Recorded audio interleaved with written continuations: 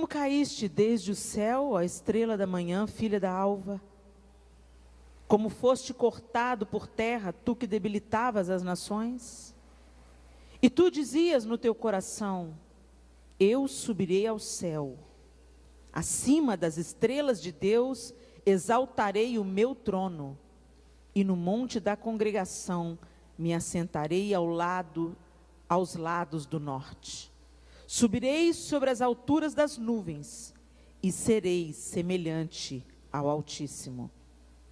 Ezequiel 28, 14, até 28, de 14 ao 18.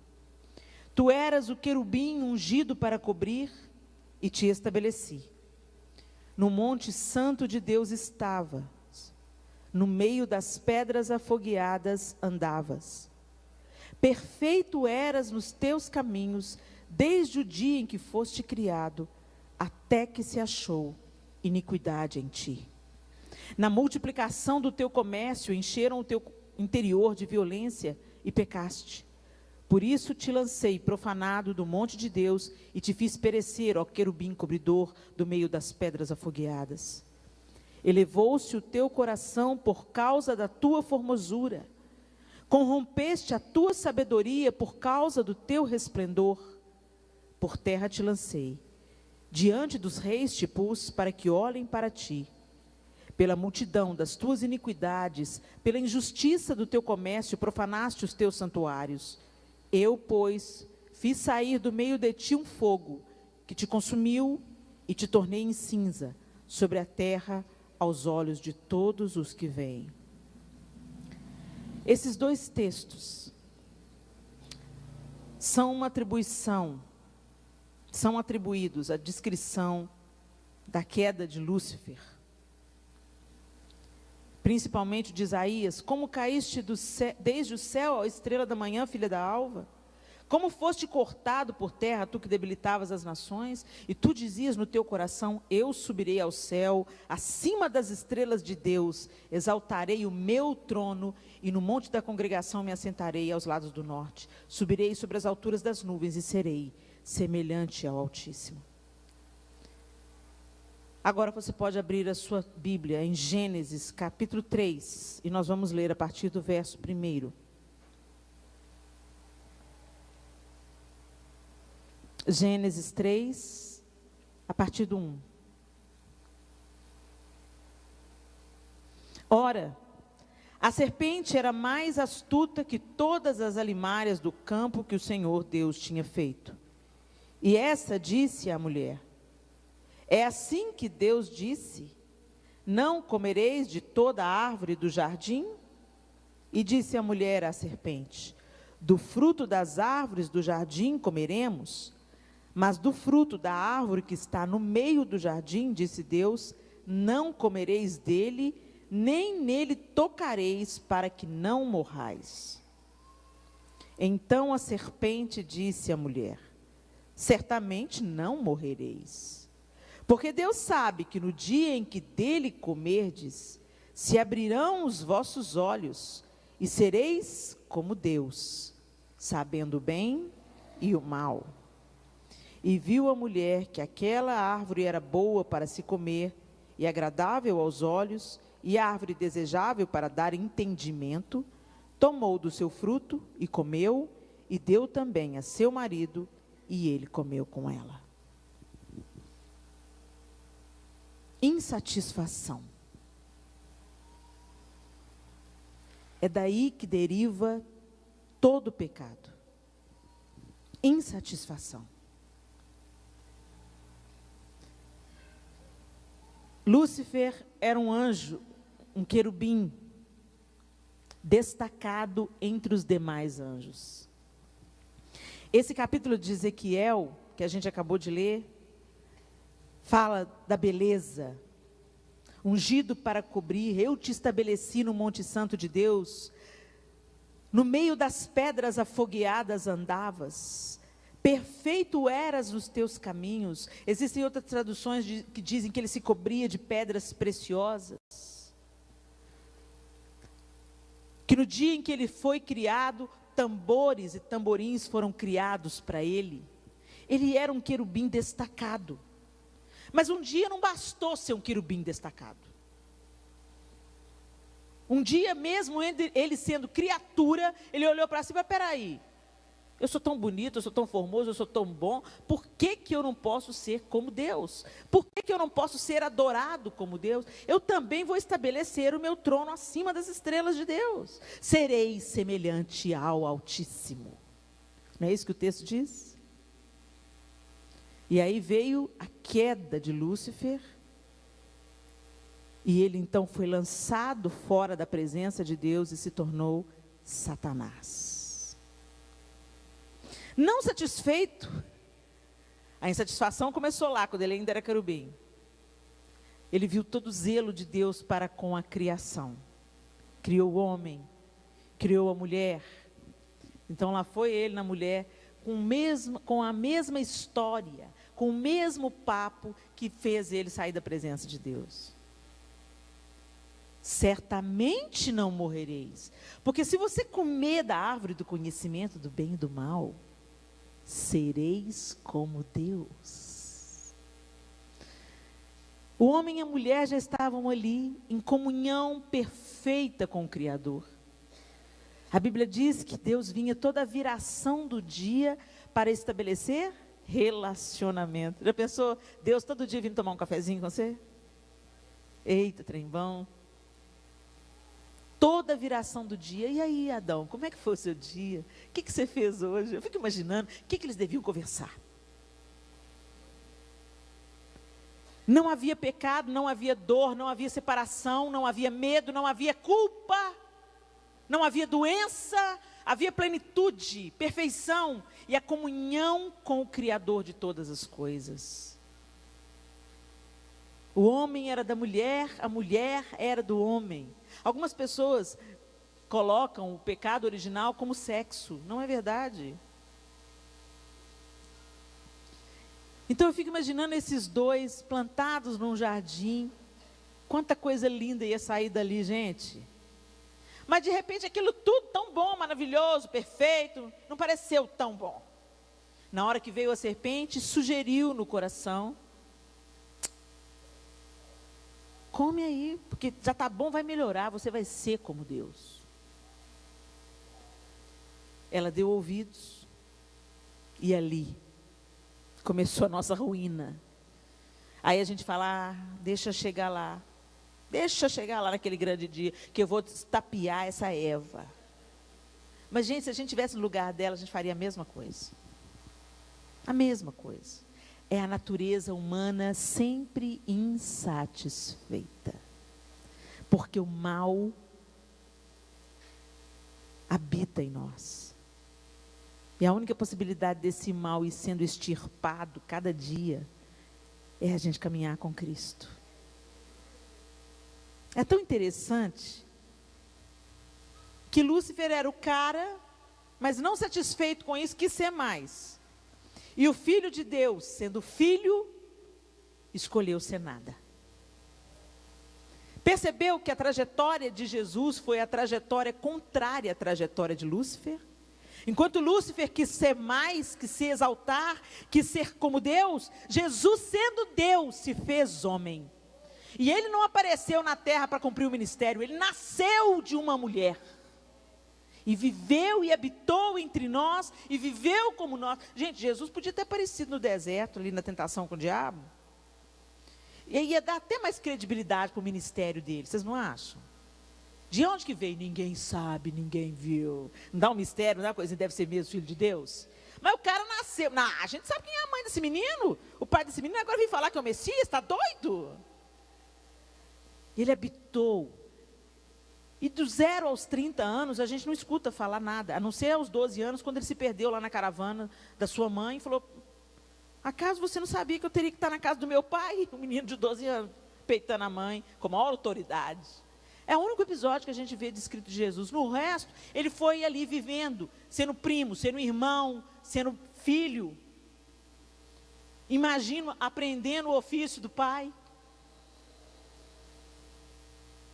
Sendo gente. Habitando entre nós, entendendo, sentindo no próprio corpo, nossas dificuldades, nossas debilidades, calor, frio, dor de barriga, fome. Ele não precisava, mas ele fez. Exatamente para desfazer as obras do diabo, ele veio na rota de colisão com a rota de Lúcifer. Ele era tudo e se esvaziou. E se você ler em Filipenses, você vai ver, porque ele se esvaziou e morreu a morte mais humilhante que tinha para morrer. Foi por causa disso que Deus o exaltou soberanamente e lhe deu um nome que é sobre todo nome. Quem queria ser tudo foi enxotado do céu. E quem se humilhou e obedeceu calado até o fim, Deus o exaltou soberanamente e lhe deu um nome que é sobre todo nome. E quando a gente entende esse padrão divino para nós, a gente então tem que repensar as nossas atitudes. Será que a gente está mais parecido com Lúcifer ou mais parecido com o Cordeiro de Deus? Será que a gente tem mais um espírito agradecido ou será que a gente vive, podia estar melhor? Como a gente reclama, gente. É uma coisa tão cultural da gente, que é o seguinte, você está numa fila de um banco, você quer puxar o papo, você começa reclamando. Ai, está quente, né? Ou está chovendo, né? Que chuva, né? Você sempre começa reclamando. Não, que fila grande, né? Você sempre começa fazendo uma observação negativa. E se você começa a xingar o governo, logo você encontra um coro. Ah, mas é isso mesmo. Agora se você olha para o pessoal, bom dia pessoal, que dia lindo. Esse dia Deus fez, fala a louca. A doida, a lá crente, a doida. Não é assim? Se entra uma pessoa feliz, você já desconfia. Que é isso? Esse cara é meio variado. Se entra um reclamão, você é isso mesmo. Ele está certo, ele está certo. Não é assim, gente? E quando a gente reclama, a vida da gente fica pesada. Quanto mais a gente reclama, mais a coisa piora. Mais a vida pesa. Aí eu fui ler o Salmo 100. Eu era dessas pessoas bem reclamonas. Eu ainda não, você nunca mais reclama? Não, Helena, eu reclamo, gente, reclamo. Mas o Senhor está me ajustando a cada dia. Agora, quando eu começo a reclamar, o Espírito Santo dá aquelas cutucadas. Ô Senhor, vou reclamar não, bendito seja o nome do Senhor. Salmo 100 diz assim: celebrai com júbilo ao Senhor todas as terras. Servi ao Senhor com alegria e entrai diante dele com canto. Sabei que o Senhor é Deus, foi Ele quem nos fez, e não nós a nós mesmos. Somos povo seu e ovelhas do seu pasto. Entrai pelas portas dele com gratidão, e em seus átrios com louvor. Louvai-o e bendizei o seu nome, porque o Senhor é bom e eterna a sua misericórdia, e a sua verdade dura de geração em geração. E eu sempre eu lia esse salmo e pensava, entrai por suas portas com gratidão e em seus átrios com hinos de louvor. Então eu pensava, toda vez que eu vier para a presença de Deus, eu vou então agradecer a Deus. Entrai por suas portas com ações de graças e com canto. Então a gente começa o culto cantando, agradecendo a Deus. Hoje não é nem sempre assim, né? As nossas músicas hoje se tratam mais de nós mesmos do que de Deus. As músicas de 10 anos para cá, gente, fala mais de como que nós somos. Eu quero, eu sou, eu estou, eu sou, eu quero, eu tenho, eu posso. Eu. Outro dia eu estava numa igreja, o pessoal estava cantando uma música antiga, que eu não vou me lembrar agora a música, mas vamos supor que fosse essa. Não era essa não, mas vamos supor que fosse. Para te adorar, ó Rei dos Reis, foi que eu nasci. Aí o povo cantando. Para te adorar, ó Rei dos Reis. Aquele desânimo, sabe? Então, por que esse louvor não acaba logo? Foi que eu nasci, Rei Jesus, meu prazer é te louvar. Beleza, acabou a música. Eu falei, gente, o que está acontecendo com esse povo, né? Daí a pouco começa a cantar, me ama. Dan, dan, dan, dan, dan, dan, dan, dan. O povo virou outro. Tem ciúmes de mim. O seu amor é comum. Aí o povo chorava. Me ama.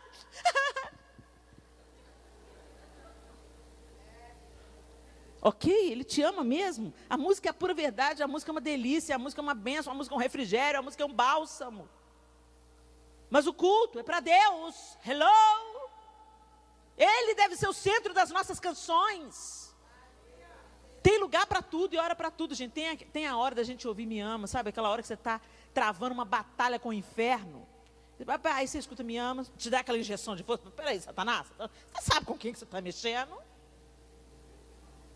Ele me ama. Ele deu o único filho que ele tinha para me salvar, para me resgatar. Sai da frente, né? As músicas da Ludmilla, gente, que bálsamo, né? Às vezes você está lá querendo chutar o balde, aí coloca lá a música da Ludmilla. Aguenta firme, não desista. Se você não desistir, é para minha inspiração, para também permanecer fiel e firme. Eu tô contando contigo. Aí a gente fica animado, né? Deus está contando com a gente. Uhul! Né? Todo mundo conhece essa. Agora, quando a Ludmilla vai cantar, adorado, adorado, adorado, o desejado do meu coração. Aí metade da igreja sabe cantar. A gente está na época das autoajuda gospel. E quando a gente põe Deus no trono, no centro, todo o resto, gente, chega no lugar. Põe Deus no trono, faz um trono de adoração para Ele, que Ele vem, cura, liberta, sara, transforma, Ele opera. Ele deve ser o centro. Então muitas vezes a gente está adorando. E aí eu estava pensando nesse salmo, entrai por suas portas com ações de graças, e nos seus átrios com hinos de louvor, rendei-lhe graças e bendizei-lhe o nome. É a pura verdade. Mas eu tive uma outra perspectiva desse versículo. Entrai por suas portas com gratidão. A gratidão é a chave. Quando você agradece, você acessa a Deus. Quando você agradece, você reconhece que a sua vida vem dEle. Quando você agradece, você expressa confiança. Você adora. Você entra em sintonia com Deus. Por isso que quando a gente agradece, a vida fica leve. Eu morava, vocês que me acompanham aí pelo YouTube já ouviram esse exemplo 1 milhão de vezes, mas eu não me canso de dar. A minha lição de gratidão. Eu morava no nosso primeiro apartamento. Ele era pequenininho. Tanto que você conhecia ele todo do mesmo lugar. Aqui é um quarto, aqui é o outro quarto, aqui é o banheiro, aqui é a cozinha e aqui onde a gente está é a sala. E nós tínhamos pouco tempo de casados, não tínhamos filhos. E eu tomei conhecimento de uma amiga que estava construindo uma casa grande, mega. E logo aquele meu apartamento pareceu pequeno demais.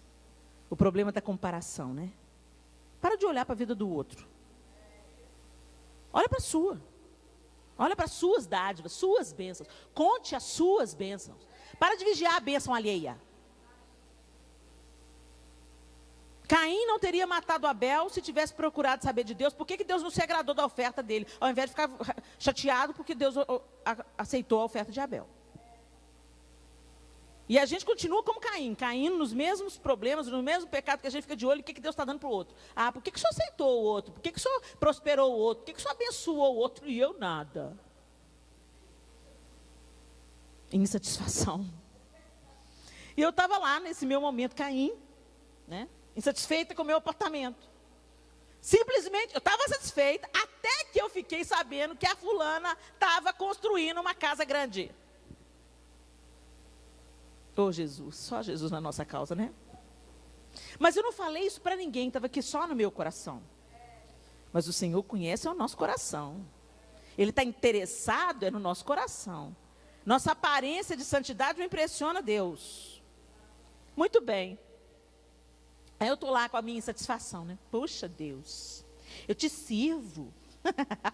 Ô, gente, você serve a Deus? Você que é um privilegiado com isso. Ah, eu vivo em santidade, Deus. Bom para você.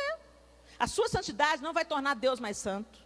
A sua santidade não vai tornar Deus mais digno, mais fiel. Ele está estabelecido. Quando você passar e virar poeira, Ele vai continuar sentado num alto e sublime trono. A santidade nos protege. Nós nos beneficiamos de uma vida de santidade e obediência a Deus. Você vai ter muito menos problema na sua vida quando você escolhe viver a proposta que Deus te propõe. Santidade. Sede santos, como eu sou santo. E você que se beneficia disso, seu casamento vai ser mais feliz, seus filhos vão ser mais saudáveis, enfim. Você não vai entrar na piração doida desse século, não vai ter vergonha de olhar ninguém no olho no dia seguinte, não vai sofrer de pileque. Enfim, você se beneficia. Mas a gente acha que Deus está devendo a gente alguma coisa quando a gente vive uma vida reta. Deus está te devendo nada, querida. Se Deus não te dá mais nada, querida, Ele já te deu tudo. Mas a gente entra numas que a gente pensa, e eu estava nessas, né? Oh Deus, eu te sirvo. Eu vivo para o Senhor. Estou aqui nesse apartamento pequeno. Eu merecia mais. Fala que eu tenho uma cara de riqueza, fala. Aí, eu peguei o ônibus e desci no bairro errado. Errado. O ônibus veio, tinha há pouco tempo lançado o ônibus C, e eu tinha que pegar o B, era o mesmo número do ônibus, não era o A, eu pensei, é o B, entrei, e era o C, um novo itinerário, que me levava para um bairro vizinho. Quando eu percebi que eu estava no bairro vizinho, virei para o trocador e falei, escuta, onde que esse ônibus vai? Não, esse aqui é o C, dona. Dona, na época eu tinha 20 e poucos anos. Quase que eu bati na cara dele, porque ele me chamou de dona.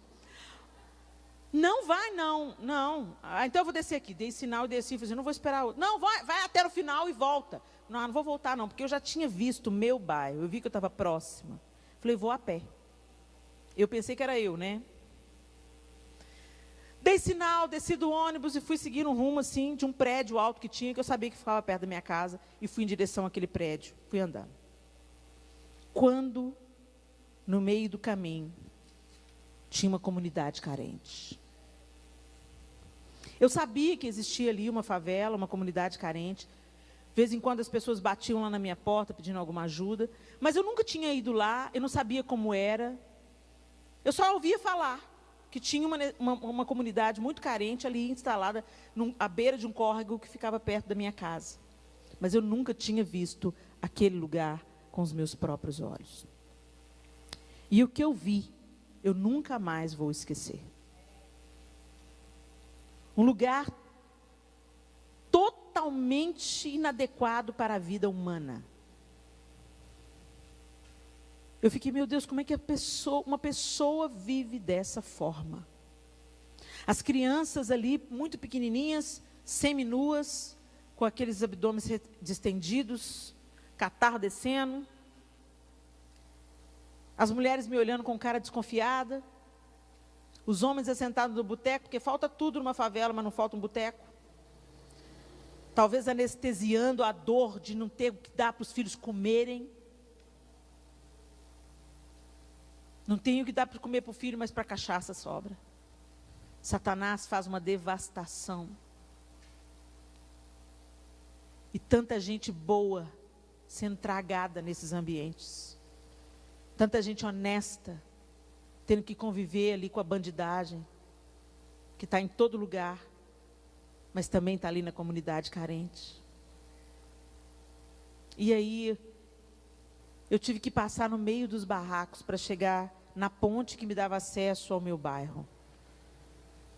E, gente, o que eu vi dentro daqueles barracos eu nunca mais vou esquecer. Aquelas lonas pretas cobriam os barracos e estava um calor em Belo Horizonte, um calor de 38 graus. Bicho para todo lado. Estava escurecendo já. O dia já estava indo embora. Pernilongo, barata, rato, as ratazanas se esgueirando assim. Eu vendo bebê, menino pequeno e ratazana quase do tamanho dos bebês. Meu Deus, o que é isso? Tinha uma mulher lavando uma vasilha numa bacia, ela estava lavando na água do córrego, e o córrego é um esgoto a céu aberto. Os prédios que foram sendo construídos ali, o esgoto do prédio derramava no córrego. Eu nadei naquele córrego quando eu era menina, hoje é um esgoto a céu aberto. Hoje, agora não, que agora eles canalizaram o prédio, essa comunidade não existe mais. Eles relocaram as pessoas e tal. Mas, gente, quando eu vi aquilo, eu fiquei devastada. O cheiro de urina, de coisa estragada, as poças de água, porque também era verão e era tempo de chuva. Eu falei, meu Deus, como é que as pessoas vivem? E eu fui subindo para minha casa, aquele cheiro parece que estava impregnado no meu cabelo, nas minhas roupas. Eu fiquei muito impressionada, muito chocada. Eu já tinha estado em lugares de muita pobreza, eu cresci num ambiente pobre, minha família não é rica. Mas o mínimo de dignidade que o ser humano precisa de viver, não tinha naquele lugar. E eu entrei na minha rua, quando eu entrei na minha rua, tinha chovido. E a rua estava toda limpinha, as árvores verdinhas. Eu nunca tinha olhado a minha rua e percebido como ela era bonita. E eu fui olhando os jardins das casas e pensando, uau, que casa bonita, que jardim bem cuidado. E eu entrei no meu prédio, olhei para o meu prédio, achei ele lindo. Quando eu entrei no meu apartamento, eu tinha mandado colocar há pouco tempo um roda-teto de tecido de parede, com uma moldura de madeira fininha. Estava aparecendo uma caixa de presente do lado avesso. E eu entrei assim, olhei para aquele meu apartamento e falei, que lugar lindo. Deus, eu moro num lugar lindo. Aí eu fui tomar banho. Estava toda suada. E aquele cheiro parece que estava em mim. Quando eu fui ligar o chuveiro, eu olhei para o chuveiro e estava lá. Inverno, verão. Eu posso escolher a temperatura da água que eu estou tomando banho. Água limpa sai sobre o meu corpo. E eu controlo a temperatura dessa água, que presente, Deus. Peguei o sabonete. Sabão com perfume, fala sério. Aquele povo não conhecia sabonete não, gente. Tinha sabonete lá não. Você pensa que é uma coisa tão ordinária, né?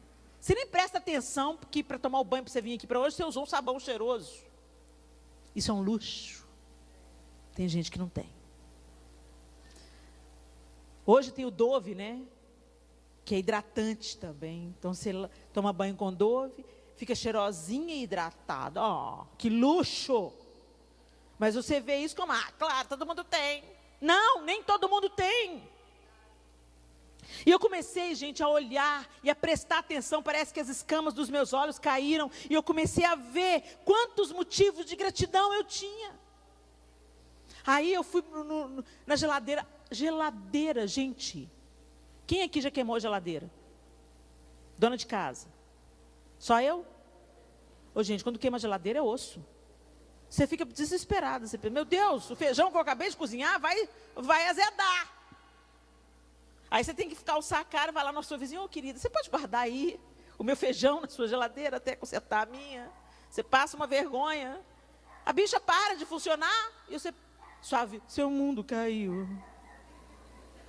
Uma geladeira. Aí você pensa, geladeira, Helena, todo mundo tem. Marta não tinha. A gente nunca pensa nisso quando lê o texto de Marta e Maria. Você já pensou? Chegou um tanto de homem para comer, não tinha nenhuma comida no freezer. Nem tinha delivery. A bichinha cortou um aço ali, viu? Preparar comida para aquele tanto de homem. Não tinha água encanada. Não tinha pia na cozinha.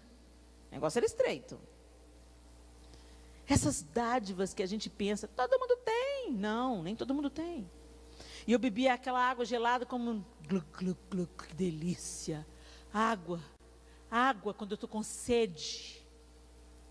Aí o João chegou, conversamos um pouco, eu nem mencionei para ele o que tinha acontecido. E fomos deitar. Aí nós fomos arrumar a cama junto. Quando eu puxei a colcha, subiu aquele cheirinho de Comfort. Aí eu passei a mão no lençol.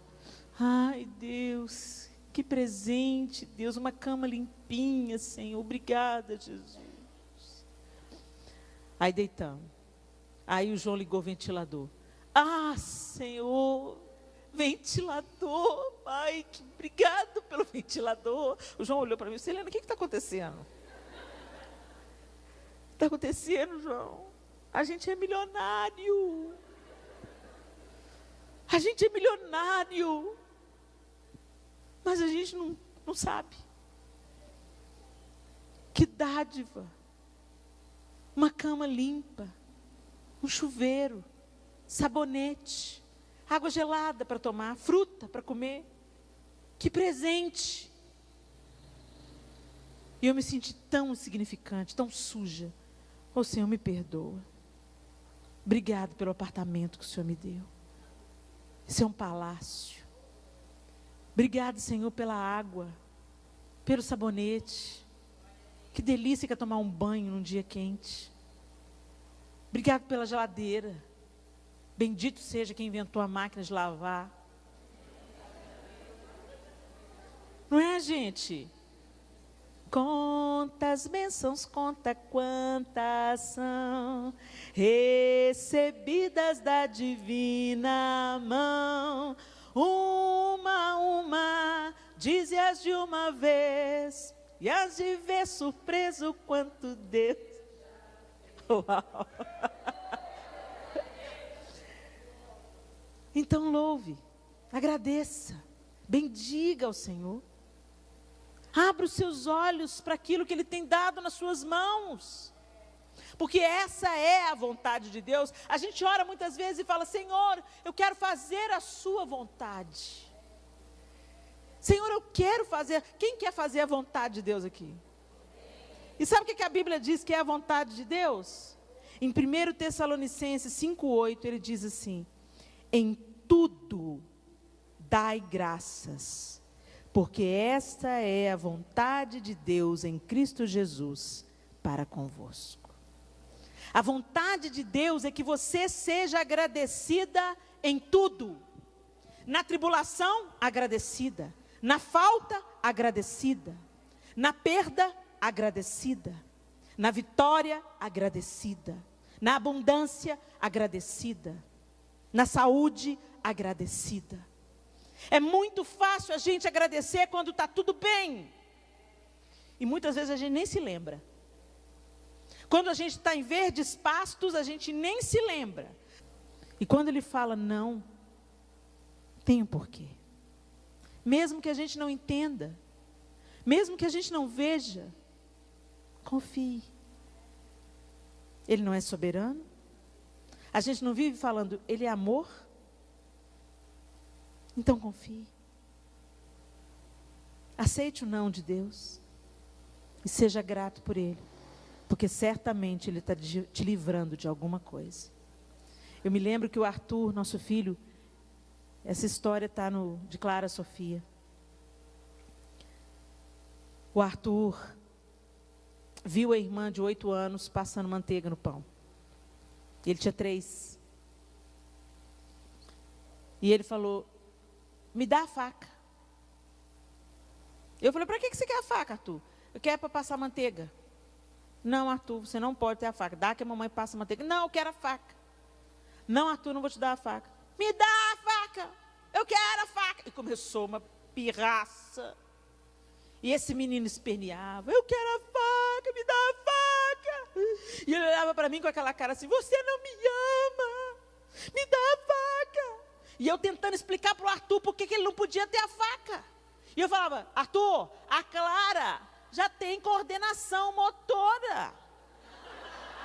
E ele olhava para mim com aquela cara de: que essa louca está falando? Às vezes é assim com a gente, Deus, né? E eu estou lá irritada com o Arthur.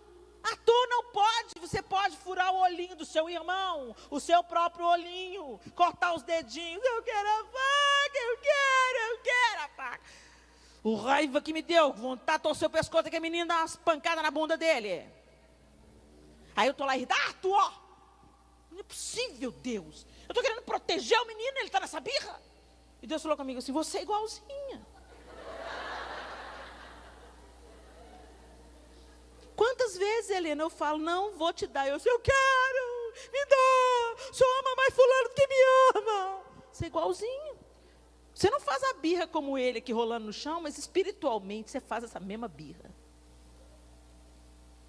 Você não confia em que o meu não, o meu espera, ainda não é o tempo, você ainda não está madura, você ainda não está pronta. Gente, se a gente tenta falar, se Deus tenta falar isso para a gente não vai entender. Tem coisas que Deus, Ele está muito além do nosso tempo, espaço e raciocínio.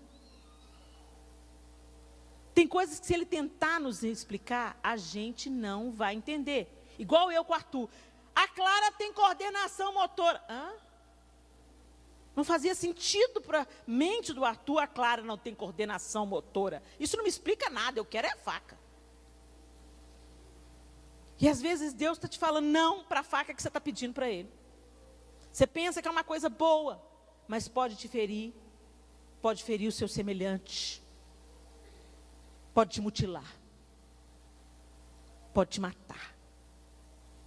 Quando Deus fala não, a gente não precisa entender. A gente só tem que crer na plenitude do seu amor, que é justo, fiel e verdadeiro. A gente tem que parar de ser crente só de discurso. E nesse relacionamento que a gente vai desenvolvendo com Deus, a gente tem que aprender a confiar que o não dele também é bom. Mesmo que a gente chore, pode chorar. Mesmo que a gente sofra, pode sofrer. Mas sabe, de recalcitrar contra os aguilhões. Para de brigar com Deus. Para de questionar Deus. Em vez de questionar e reclamar, fala, Deus, olha, eu não estou entendendo nada. Eu não estou entendendo, Senhor. Eu estou te pedindo isso, Senhor. Isso aos meus olhos é bom. E o Senhor não me dá. A cura não vem, a salvação do meu marido não chega, o meu filho não volta, Senhor, para a tua casa. É espera? É não? Eu não sei, Senhor. Mas eu te louvo, porque o meu amor não depende daquilo que o Senhor pode me dar. O seu amor é suficiente por aquilo que o Senhor já me deu em Cristo Jesus. Eu te louvo porque o Senhor me ama e o Senhor sabe o porquê. O Senhor sabe o tempo e as estações melhor do que eu sei. Eu te adoro, Senhor. É muito fácil a gente adorar a Deus e agradecer a Deus quando está tudo bem. Mas o Senhor quer desenvolver o relacionamento conosco a tal ponto que a gente confie nele tão cegamente que a gente o louve no meio da tempestade. Acredite, confie, adore. A Cassiane, é uma das músicas que faz mais sucesso da Cassiane. É a pura verdade.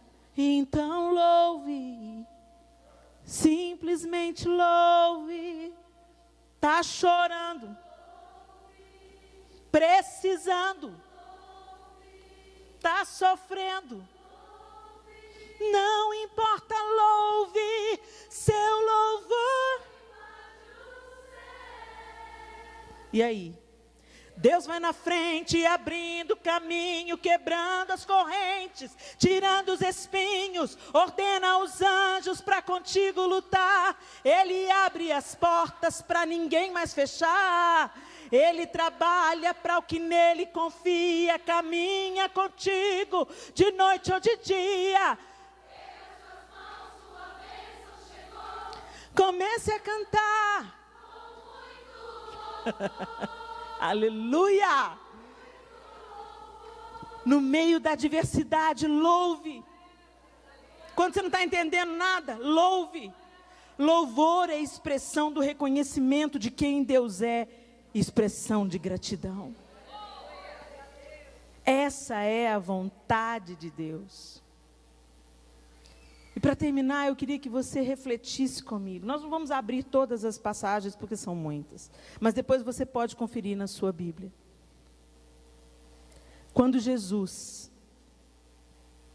foi multiplicar os pães e peixes, O texto diz que, pegando os pães e os peixes, deu graças e repartiu entre os seus discípulos para que fosse distribuído entre as pessoas. O Senhor Jesus não falou: Senhor, multiplica aqui, Pai, faz esse peixe render, esse pão render. Ele agradeceu. Quando ele foi ressuscitar Lázaro, ele falou: tira a pedra. E quando tirou a pedra, a Bíblia diz que ele ergueu os olhos e, dando graças, ele falou: Senhor, eu te agradeço porque o Senhor já me escutou. Quando Jesus estava prestes a ser crucificado, reuniu seus discípulos para a última ceia. E tendo dado graças, partiu o pão e disse: esse é o meu corpo. Gratidão antecede o milagre. Todas as vezes que Jesus vai ali operando milagres e maravilhas, você vê a gratidão, ações de graças, tendo dado graças. Quantas vezes você escuta isso na Bíblia? Tendo dado graças e dando graças. Jesus, o Filho de Deus, dava graças. Em tudo dai graças, porque essa é a vontade de Deus. Às vezes você está vivendo um momento angustiante na sua vida. Comece a agradecer. Ah, Helena, você está doida? Como é que eu vou agradecer a Deus por um marido abusivo? Por que eu vou agradecer a Deus por um filho na droga? Como é que eu vou agradecer a Deus? Em tudo dai graças. Mesmo quando não posso entender, minhas lágrimas me impedem de te ver. Teus caminhos são mais altos que os meus. O Senhor não cochilou, o Senhor não dormiu, o Senhor não perdeu o controle. O Senhor está no governo, o Senhor está no comando. Quando Jesus estava no barco, dormindo, os discípulos se desesperaram. Não te importas que pereçamos? E ele respondeu: homens de pequena fé.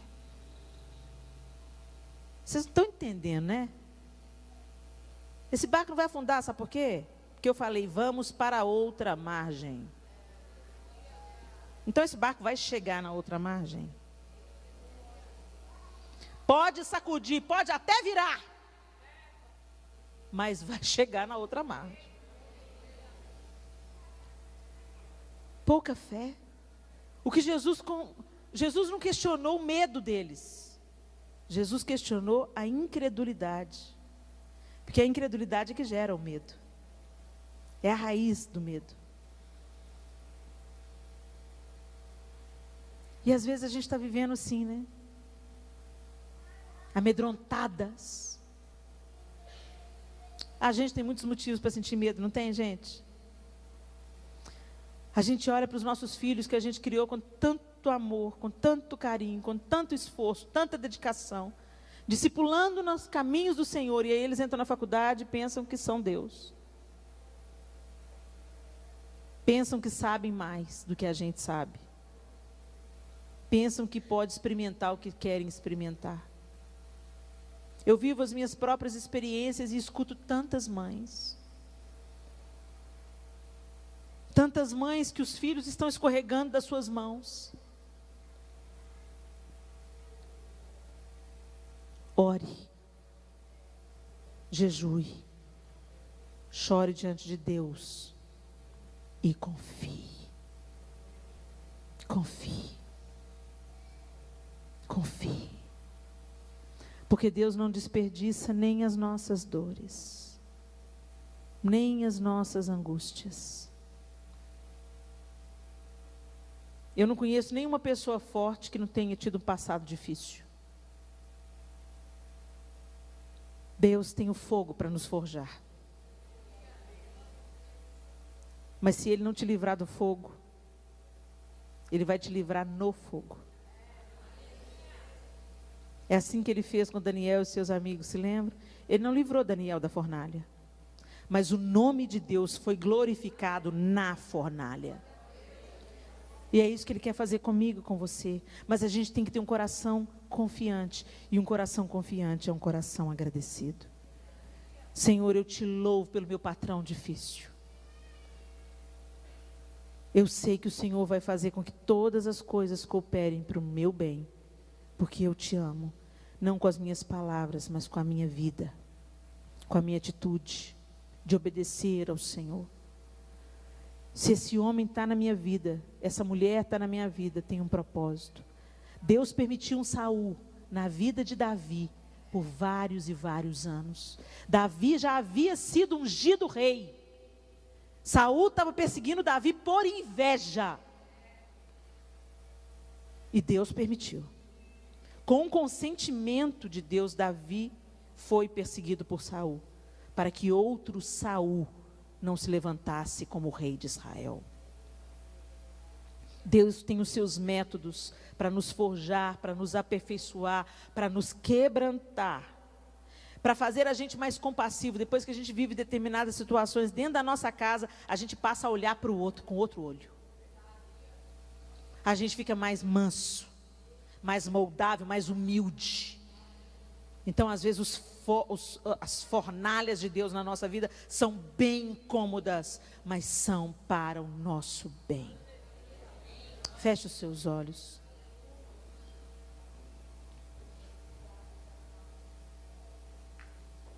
Ó Senhor,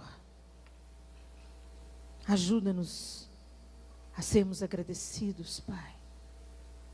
Se você é vocacionado ou vocacionada para o ministério da pregação, se quer ficar mais por dentro ainda do assunto como pregar, sugiro que você assista aqui no canal Adailton Cavalcante esses 3 vídeos publicados recentemente com preciosas dicas para pregadores. Eles são: aprenda a fazer esboços de sermões, 7 dicas para novos pregadores e como vencer o nervosismo na hora de pregar.